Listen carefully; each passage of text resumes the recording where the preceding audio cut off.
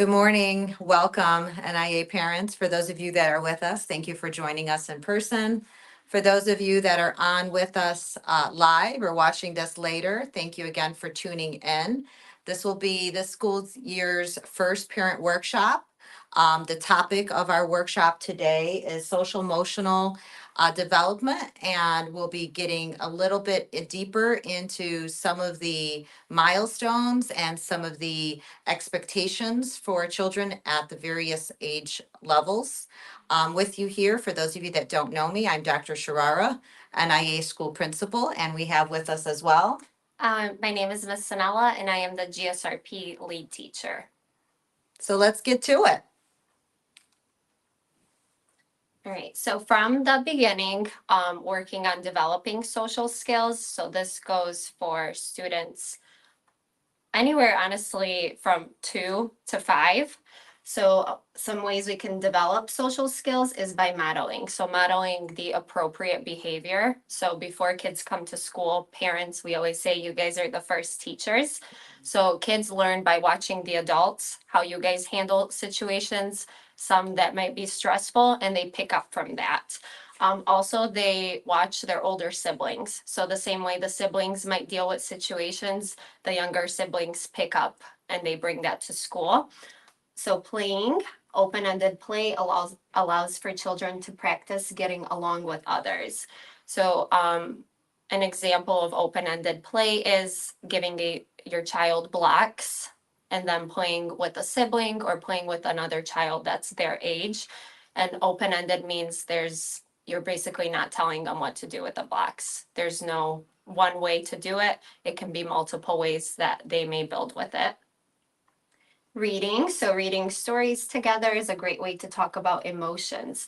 So a lot of kids, I think, when they can't express their emotions, that's where frustration sets in, as well as that's why they start crying. They don't know how to handle a situation when it becomes stressful because they don't have the vocabulary and the means to express their emotions. And then as well as teaching calm down strategies. So some strategies I use in the classroom are building a puzzle together, something calming, taking deep breaths. Sometimes when kids become like overstimulated, we remove them from the situation, like take a deep breath to calm their bodies down. And then, of course, you want to give your child choices. Kids react good when they have a say in what it is that they're doing. So, this doesn't mean with everything, but simple things like what to wear. You can give them 2 choices. Later on for dinner, you can also give them 2 choices of something, a food that they may like to eat. So some social and emotional development milestones for preschoolers. So this goes from ages 3 to 5. So playing with others. Usually parents will always be like, of course they play with other kids. But what I mean by playing with others is them interacting in an activity together. So I notice sometimes when I have students and we have free play, sometimes students will be working towards 2 opposite goals, but they're sitting next to another kid. They're alongside another student, but that's not necessarily playing together. They're just playing, working towards 2 different goals. So playing together means they have like the same goal in mind. They're working together towards the same goal. Showing emotions as well as managing emotions. So how does your child react when they get frustrated, when they get sad? Are they able to tell you how they're feeling? And what do you do about it, like afterwards? Being independent. Recognizing other feelings. I think, especially for the younger kids, this is a big one. Everything that we do, we usually tell them, like, well, what you did made so and so feel this way. They have to know that other kids have emotions and not just them, and then find healthy ways to use those emotions. And then they're very creative with make believe play. So playing doctors, police officers, even sometimes they like to play like mommies and daddies, like in the house area. Understanding the idea of same and different, and then talking about their likes or interests. So each kid, they have different likes and different interests. So them being able to express what it is they like and don't like. Thank you. Thank you, Miss Sanella. So as children develop from the preschool or early childhood age and they're moving into ages 5 and 6, kindergarten, first grade. There are different milestones that we expect and that research-based science tells us that they're going to reach. So at the kindergarten level, students, children at that age generally want to start pleasing others. They're more likely to follow rules because of knowing that that's what's expected and that's what's positively recognized from their behavior. They're starting to show a little bit more independence and doing things independently, and we want to encourage that. That's a very positive thing. Um, has generally more than one friend. And so at that age, you want to encourage children to have, multiple other children, their peers that they're interacting with. And they're able to take part in lengthy cooperative play. So they're able to interact with children their age for more than just a very short period of time. Um, and then they use different strategies to kind of negotiate or compromise. And you'll see that, of course, in age appropriate language where children are bargaining. I'll give you this if you give me that.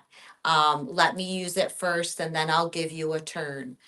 These are usually things like Ms. Sinella pointed out that not only do they learn from adults modeling to them, but they learn from older siblings. If they don't have older siblings, then it's definitely something that the adults in their lives need to put more of an emphasis in modeling for them, that these are acceptable social interactions. Now, as they move from kindergarten, that 5-year-old age level, into first grade, some additional milestones for their behaviors is maybe they're having more conflict now. And that is an expectation that they're having more disputes amongst their peers. They can express themselves. So that's another milestone we expect at the first grade level. They're able to in words express what problems or conflict that they're having, whether it's with their peers or with the adults. They prefer routines as much as sometimes, educators and parents alike see that children may not appreciate a routine. It's found and it's, scientific research based that children excel and do their best when they have a set routine. And we'll talk a little bit more about routines in just a bit. They easily are establishing and breaking friendships. So it is very common for kids to make friends quickly at this age and or cut off friendships at this age. And it's, maybe on a daily basis. He's not my friend today. The next day we're friends again. We made up, right? They imitate each other a lot. So that's another expectation and milestone at that age is that they're mimicking other children their age's behavior. Still rely on adults for security. So sometimes when you hear, or you hear parents or adults saying to children, no, you're not a baby. You shouldn't need, and then, X, Y, Z. Keep in mind at that age, they still need a lot of the security that parents give, but without it being where we're not allowing them to be independent.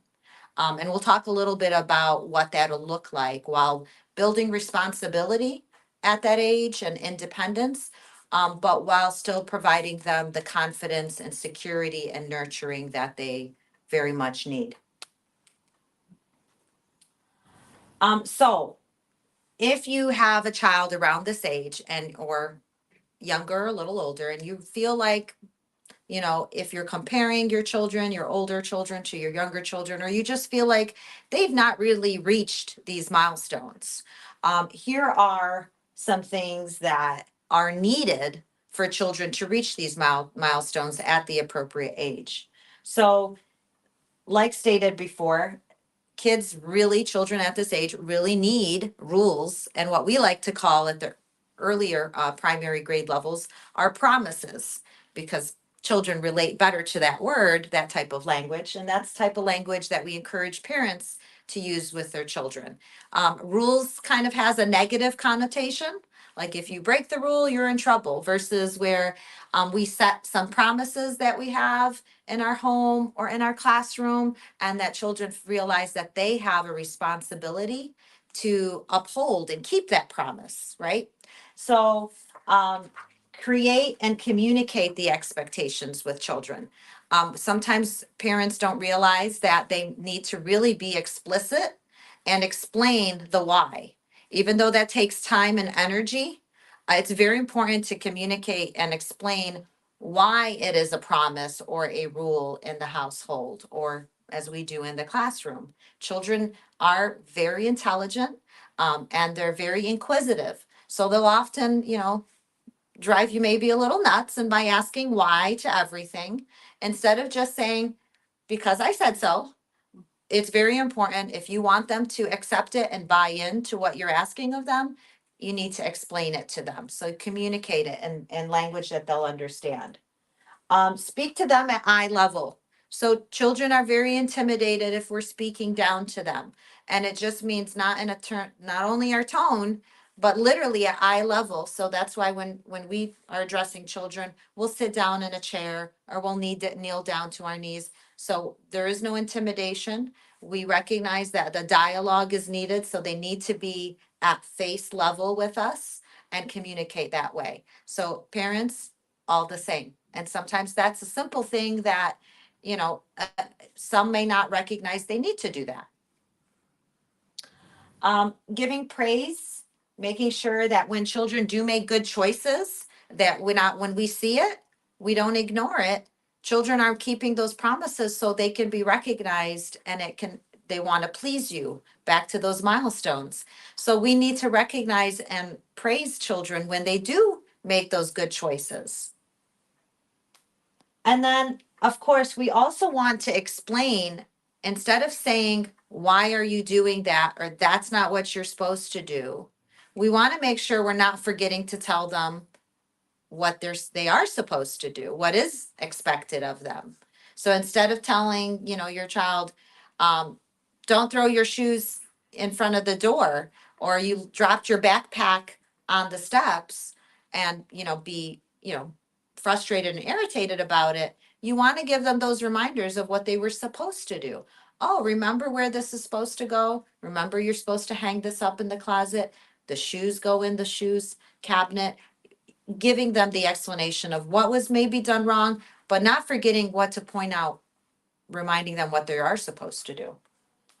And then providing, some children need additional help. So some children, really benefit from seeing a visual. A lot of parents, educators alike, will use a tracking kind of calendar, a weekly calendar. They might stick it. It might be just something that's hand drawn, doesn't need to be anything very sophisticated. And it's put up on the refrigerator. And you daily track and recognize when students are making, or your child is making good choices that day. Not making expectations too unrealistic. So if they have, days where they were on point, they followed that daily schedule after school that you followed, maybe they did their chores, they did their homework without too many reminders. You give them either a sticker or a star, something you draw on, and you track them for the week. Maybe by Friday, if they have 3 out of 5 good days, then they can get that, whatever that prize. And it doesn't need to be something monetary. And we'll talk a little bit more about that. Just needs to be something that you probably would have done anyway. If you were going to take them to a movie or out for ice cream, or it's, a lot of verbal praise as they're going, but whatever that might be at the end of the week. So they recognize they don't need to be 100%, but they've done enough. They've showed progress where you're recognizing it and you're rewarding it. Now, here's the tough part. When children don't make good choices and or don't keep their promises, right? That we need to be able to recognize there sometimes need to be something punitive. And a consequence is not necessarily always a timeout, but it might be a loss of a privilege. So I know number one thing these days is screen time. Now, if you know me, you know my philosophy on screen time. Screen time needs to be at a very, very minimum for children of different age groups. Children under the age of 4 shouldn't be on screens at all, is what doctors will tell you. Now, after the age of 4, shouldn't be more than 30 to 40 minutes a day. And looking at what they're doing on the screen time is also very important and very significant. So recognizing that additional screen time, excessive screen time has very negative impacts on children's brains. The research there supports the idea it kind of rewires brain function and neural pathways. And we want to make sure that we're not derailing children's brain development at those crucial age groups. Also, it impacts students' ability to focus, pay attention, and leads to symptoms similar to symptoms of attention deficit hyperactivity. So, with that, making sure that it is okay to say no, and children can lose privileges. And it might be something simple, it might be something more significant. It just depends on what the behavior is. Now, when we talk about, you'll notice I have a sample daily schedule here. This is similar to what they experience in really any grade level, right? And children thrive when they know exactly what's happening every day. We have recess at a certain time, PE at a certain time, math is at a certain time every day, lunch is on schedule. You notice that children get thrown off a bit when Monday comes around because Saturday, Sunday was very different. Now we understand home life is not going to be as, strict to a schedule, but having a schedule is very important to help children make sure that, when they come home, they know what to do, they know when their homework time is. Dinner time is usually pretty consistent in terms of timing.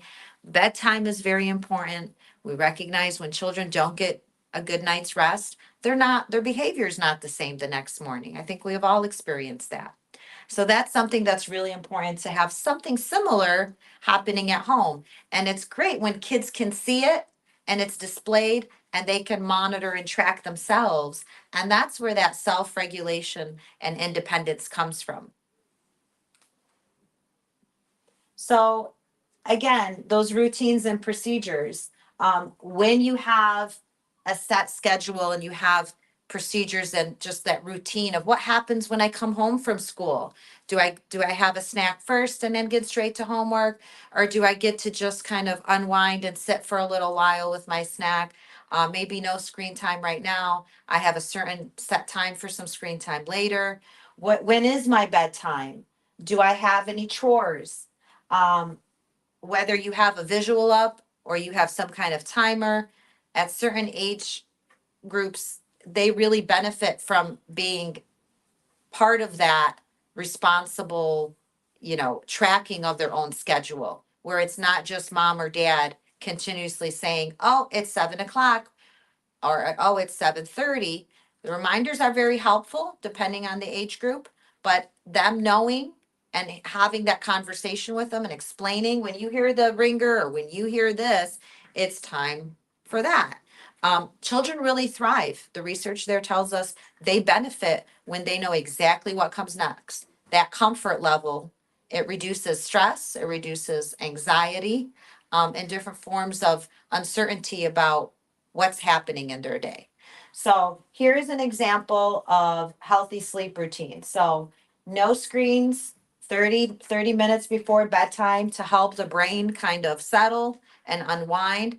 Having screen time close to bedtime further derails children falling asleep. I think everyone's experienced that, right?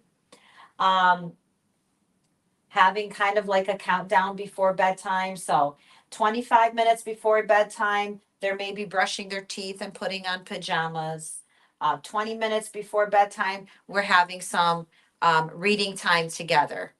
Reading time together has so many great benefits aside from building literacy as they are emergent readers. It also is a time for bonding, a time for kids to ask questions, a time for kids to share things with you that they may have not thought about sharing earlier in the day. Um, all the benefits of that time are very evident. And then, of course, hugs, lots of nurturing. Kids obviously need hugs. Who knows? We'd like to think up until they're 18, until they don't want you to anywhere near them anymore. But then lights out. And so no screens in the bedroom, no opportunity for kids to get up and sneak out and get something. They are children at the end of the day. So these are things that we can always expect that might happen.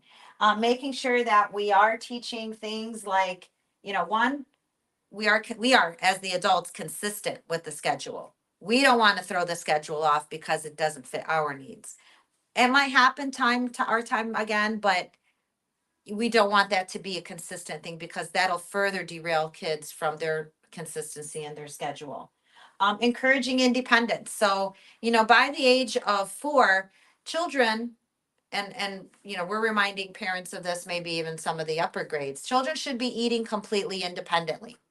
Children should be getting dressed for the most part independently. If there's a tough button or a zipper, we want to encourage them to try practicing, showing them how the tricks to get that done. Starting to teach how to tie your shoelace. That might come a little later, maybe by the age of 6 or 7. But we definitely want to help promote that independence. And then just being overall responsible, giving them responsibilities, helping you with groceries, helping you with, bringing the groceries in, putting them on the shelf, maybe at the grocery store, teaching them how groceries are bought, the concept of using money. All of these are very, very important life lessons, but also helping them reach these milestones that we're speaking of.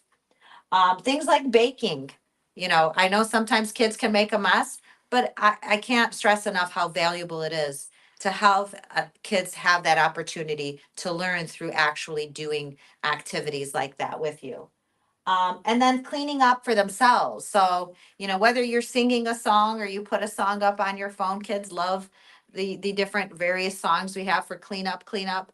But the idea of being responsible, if they put something out or they use something to play with, that they know it's their duty, their obligation to help clean it up. And then, of course, chores. As they get older, different chores can be assigned to them. Also teaches responsibility and independence and a sense of ownership from within the household. Cleanliness and hygiene. So, hygiene is another big aspect of, reaching different milestones and their learning and taking care of themselves. It's something we teach at school. It's also something that, we always say the home is the first school. And so that's where something that's, needs to be taught at home as well, whether it's washing hands properly, using the restroom, making sure they're brushing their teeth, washing their face, washing their body. These are all aspects that parents might have had a hand in, but it's really important to also start teaching them how to start doing these things independently at some point. Talking through emotions. So Miss Sanella, spoke a little bit about emotions and how do we address emotions and making sure that we're recognizing that children are full of different emotions and that they need to recognize and be able to express what they're feeling and why. I think a common phrase is, we hear when children are crying, we tell them, educators are not saying this, but parents, when we're in parent mode, we might say, stop crying. Why are you crying? Stop crying so much. We really want to avoid that. When children are crying, they're in some form of distress, whether they're upset, frustrated, feeling anxious, hurt, sad. We want to not teach that it's not okay to express their emotions. So they should be able to, one, we want to encourage and teach them how to use their words, whether it's through visuals in preschool and in kindergarten. They have visuals in the classroom that identify the facial expression and then the emotion that it is attributed to that expression, and then encourage them, tell us what happened. Why are you feeling upset? What happened? What was going on at the time? And you kind of guide their way through expressing that. They may not have the right vocabulary to use, but you want to encourage them to use that. And then teaching conflict resolution. So if they had a problem with another student, you bring them together, you get both perspectives, and that's where we get into things like restorative practice and restorative justice. which we'll have another workshop on, Mhm. and maybe the next coming months. Um, and then another big one is children who at the ages of 4 and 5 are common to, because they're not being very expressive with their words, they might use physical aggression where they're hitting, whether they're hitting other children or even the adults.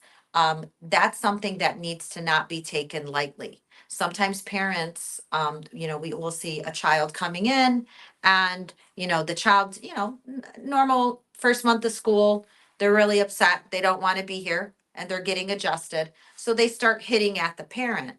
Now, not overreacting, but wanting to ensure that we teach a child that hurting or using touch that is hard or harsh, is not okay. And that cannot be ignored, because that translates into that's how they express their emotions when they're upset or sad or frustrated. So, though we want to recognize what they're feeling, we need to tell them that's not okay and what they can do instead. So, back to the not just pointing out what they shouldn't do, but what they can do.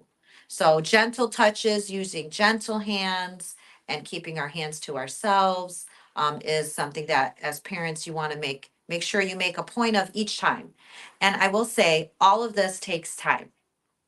And I think that's one of the toughest parts for adults, be it teachers or parents, is all of this teaching these skills and helping children reach these milestones, is something that takes time and attention. It does. So once children start moving into the upper elementary grade levels, like second grade, they start, and of course, this is through with teaching and development. They start reaching milestones like handling their own conflict without always having an adult intervene. They may be able to communicate and resolve a problem with a peer. They're able to make a connection from what they're feeling to what caused it, what took place. Um, they start developing and having more friends, and want to identify a best friend. Here is where they also start being able to control their emotions a little bit more. They're not as impulsive, they're not always just reacting very quickly. And then third grade, they're feeling like they have the need and want to be more independent. They are maybe a little bit dramatic and demanding. And so that's a very common behavior at that age level, that things are just much more dramatic and exaggerated. So that's common.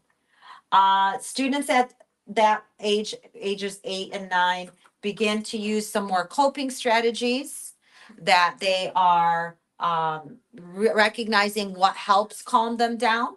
And they start using those methods of calming themselves down a little more independently. They like sharing their opinions. If you ask me, I think that starts even earlier than third grade. They've got a lot of opinions, and they love to tell you what they want and what they don't want, and how you're wrong and they're right. And that's actually a good thing. And it might not be always be very pleasant, but that's something we want to empower in children. And then they understand that their behavior affects others. And so they recognizing empathy more, recognizing that they can relate to other children's feelings, and that they realize that they caused maybe someone else's emotions. So the effects of stress in an environment. So ideally, our goal, whether from a parent's perspective or an educator's perspective, our goal is to reduce the level of stress in an environment. And here are just some uh, outcomes of children having a stressful environment. It has impacts not only on, of increasing anxiety and frustration and depression, but it also impacts based on, the biological impacts that it has on children's health, is it increases the susceptibility to different diseases. And so many diseases have been linked back to a stressful environment, whether it's a stressful classroom environment or a stressful home environment. And that links back to childhood diabetes, things like bedwetting, more severe mood swings amongst children. You notice that they got some very highs and lows. Um, they have trouble concentrating and focusing. They may also have, bad dreams, nightmares, have trouble sleeping, and then become very clingy and attached to their parents. So this is something to think about. I know as adults, we handle stress because we have those coping skills. But children, their reaction to having a stressful environment has a very more severe impact on the outcomes of their whether behavior or their health. Some other things were habits like similar to, like sucking their thumb, habits of putting their fingers in their nose. It also might lead to taking things that don't belong to them and then lying or making up stories. These have all been referred back to stressful environments. So some things that we do here at IA and in our classrooms, and we encourage parents to do at home, is having circle time, and we refer to them as restorative circles.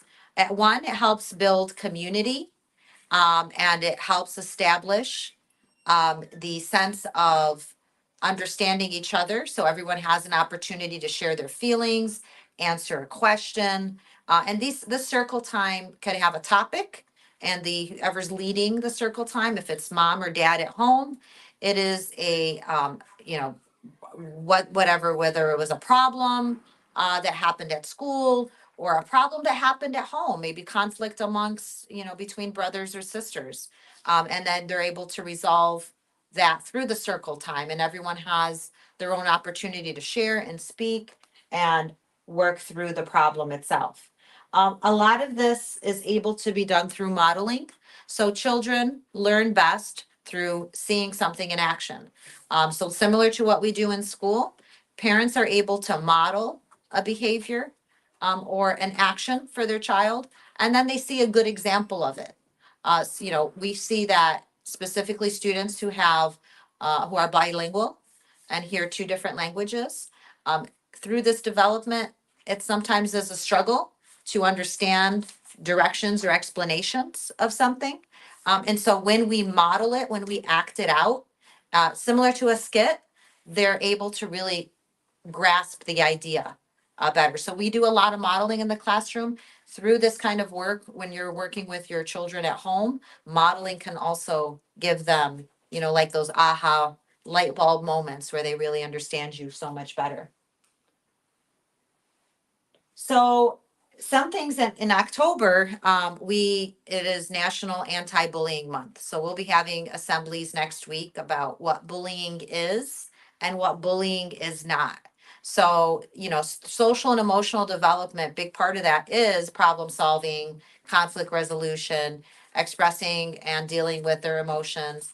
And in school, we recognize that sometimes children can have bullying attributes, and or children end up being bullied by others.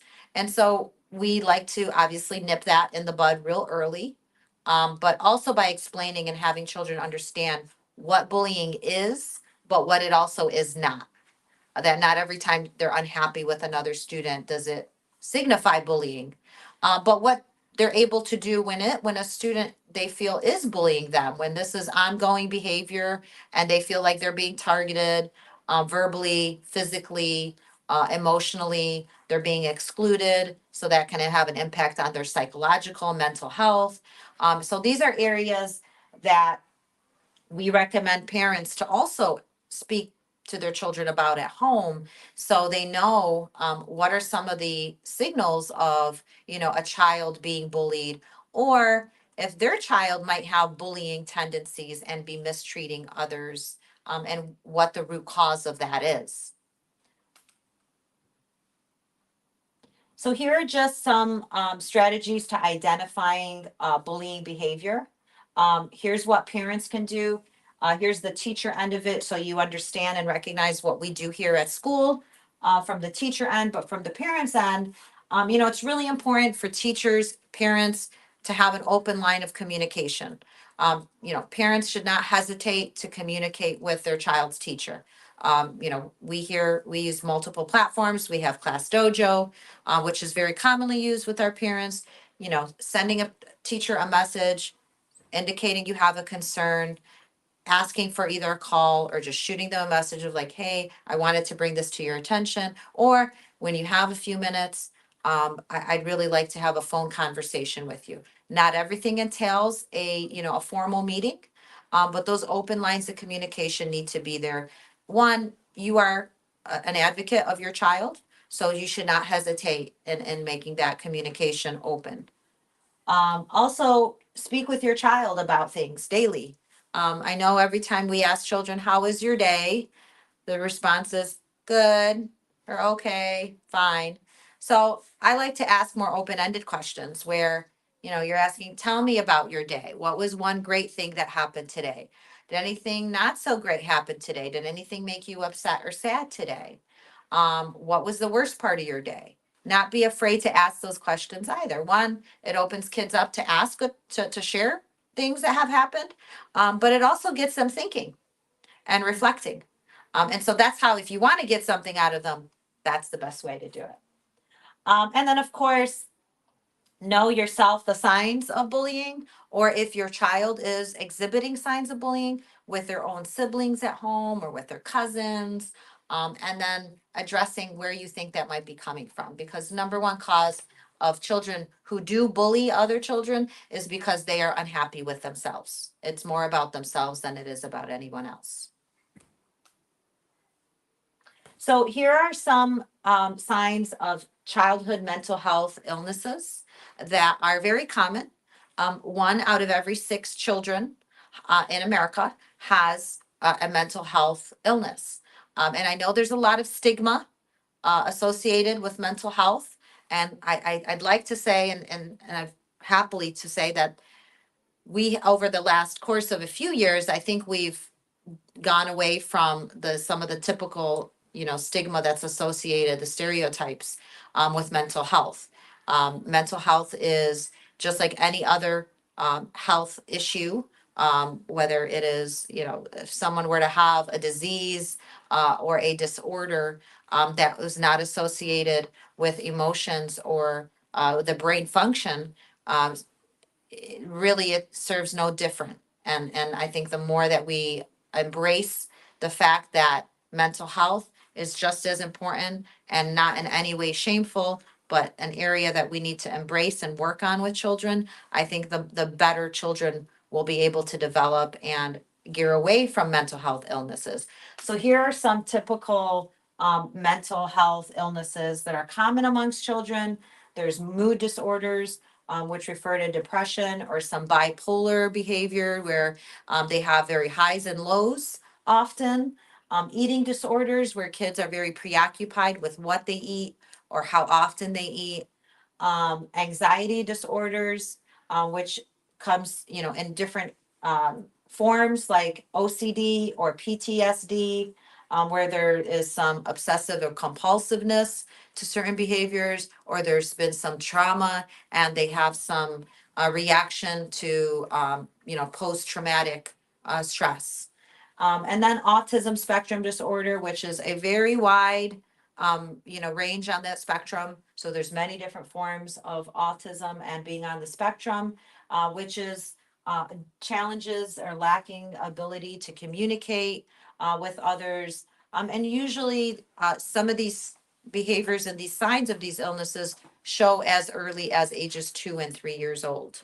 The more we recognize them and speak out and seek help with them, the better we're able to work with children to help ensure that they have all the intervention and the help that's needed for them to have a very healthy and successful childhood and adult leading into adulthood.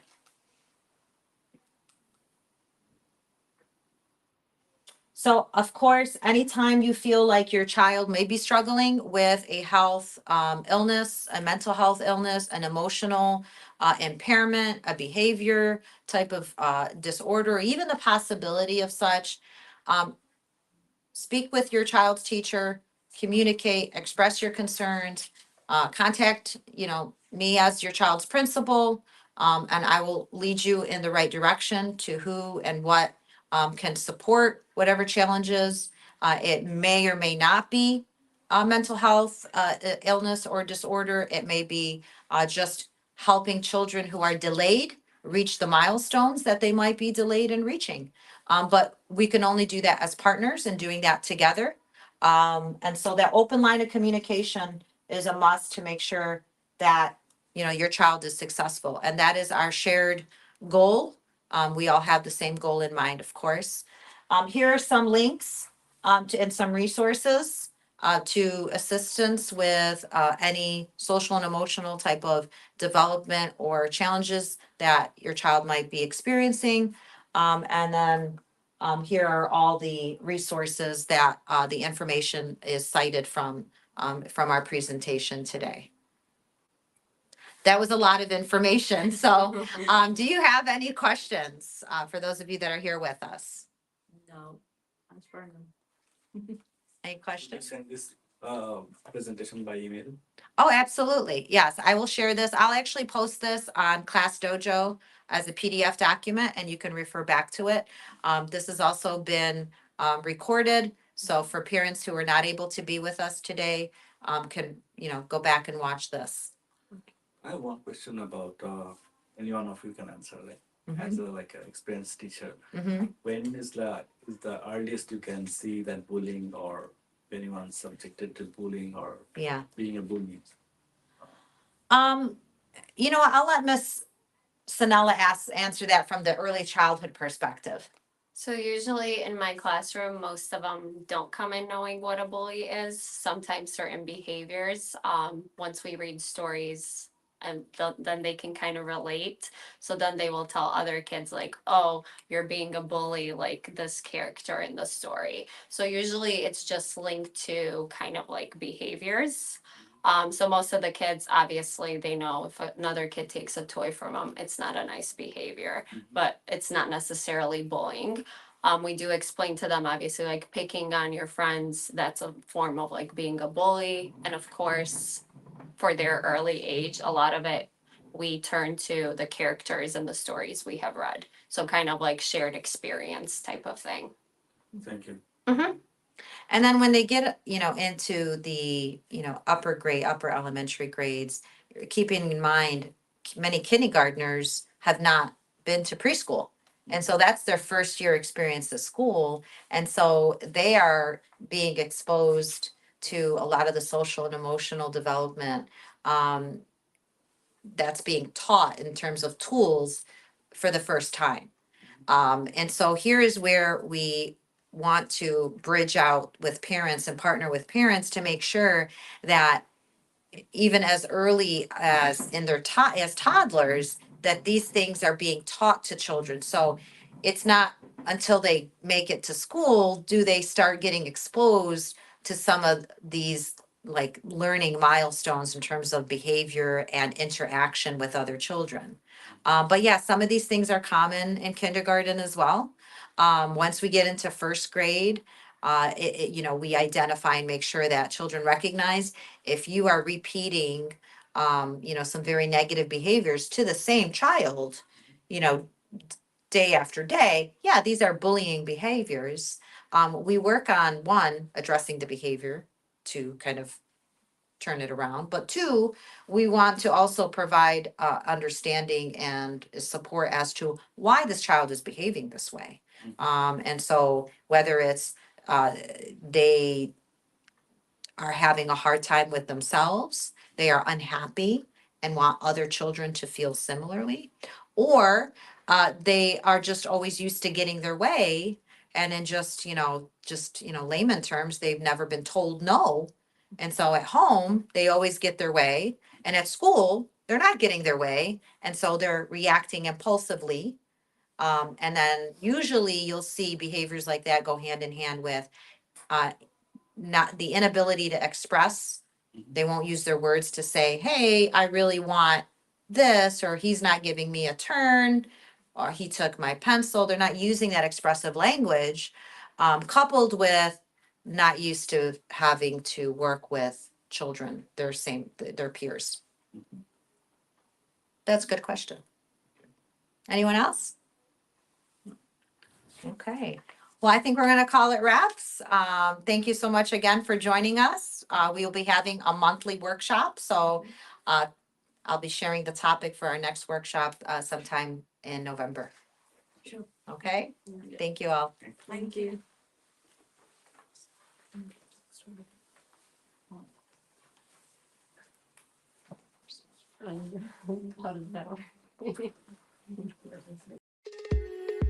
HES Academies have been serving the Detroit metro area for over 23 years, promoting academic excellence, leadership, and cultural diversity, ranking as some of the top schools in the state of Michigan. Our pre-K through 12th grade students enjoy tuition-free, state-accredited education by STEM certified and highly qualified staff with no geographical restrictions, and with advanced placement, college dual enrollment, scholarship, and Arabic language programs.